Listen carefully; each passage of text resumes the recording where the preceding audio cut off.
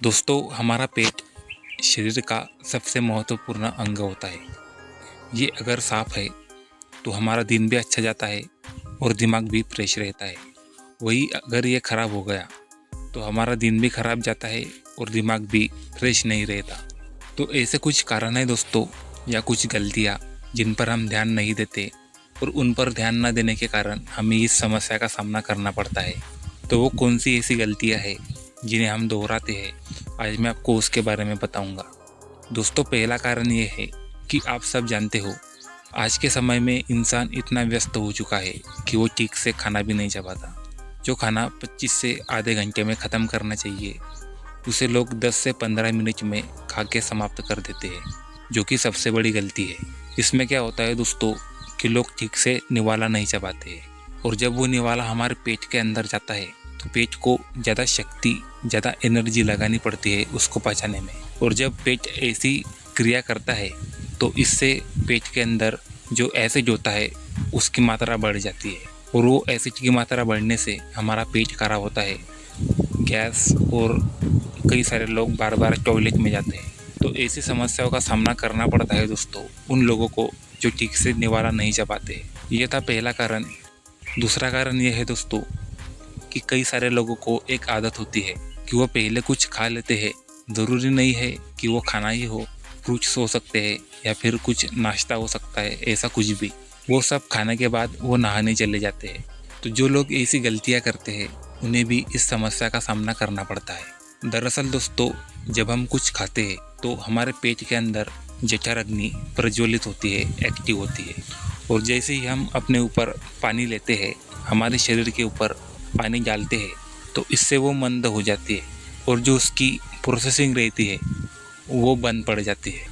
तो इस कारण से हमारे पेट के अंदर भी गैस का होना एक आम समस्या है।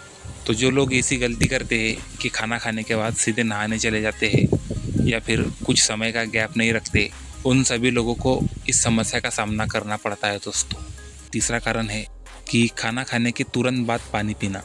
अभी आपने खाना खाया और खाना खाते ही आप पानी पियोगे तो ये भी आपके लिए सही नहीं है।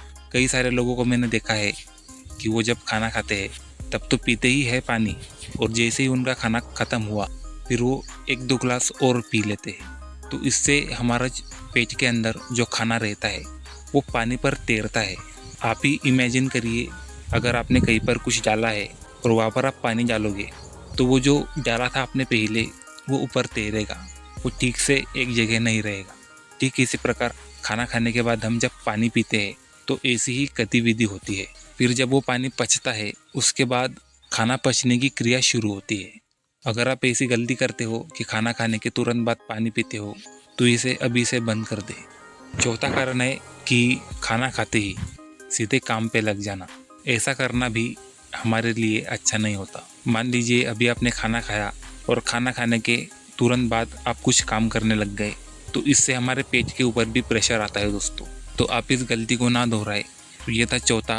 अब है पांचवा। कई लोगों को आदत होती है कि वो किसी से भी सलाह लेते हैं कि मुझे तबीयत अच्छी करनी है, मुझे शक्ति बढ़ानी है। तो जिन लोगों को ज्ञान नहीं होता वो भी ज्ञान देते हैं। अब कुछ लोग ज्ञान ऐसा देते हैं कि अगर आप 4 रोटियां खाते हो तो 4 की जगह 4.5 खाओ या फिर 5 खाओ। तो लोग भी ऐसा ही करते हैं। ज़रूरत तो उन्हें 4 की रहती है लेकिन वो 4.5 या 5 रोटियां खा लेते हैं।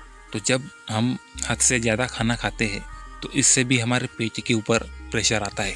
आप ही विचार कीजिए कि अगर आप दिन में 8 घंटे काम करते हो और 8 घंटे काम करने के बाद आपका शरीर ठीक रहता है, लेकिन वही अगर आप 9 घंटे या 10 घंटे काम करोगे तो आपके ऊपर ज़्यादा लोड आएगा और आप ठीक तरीके से अपना काम नहीं कर पाओगे। ठीक यही बात हमारे पेट पर भी लागू होती है। जो लोग 4 की जगह 4.5 या 5 रोटियाँ या फिर जितनी भी आपकी कैपेसिटी है उससे ज़्यादा आप रोटियाँ खाते हो या फिर कुछ भी खाते हो, तो इससे हमारे पेट के ऊपर प्रेशर आता है दोस्तों। उसे पचाने में ज़्यादा समय लगता है और उसका साइकिल बिगड़ जाता है दोस्तों। तो ये बात भी आपको ध्यान में रखनी है। तो ये 5 कारण थे दोस्तों जो मैंने आपको बताए।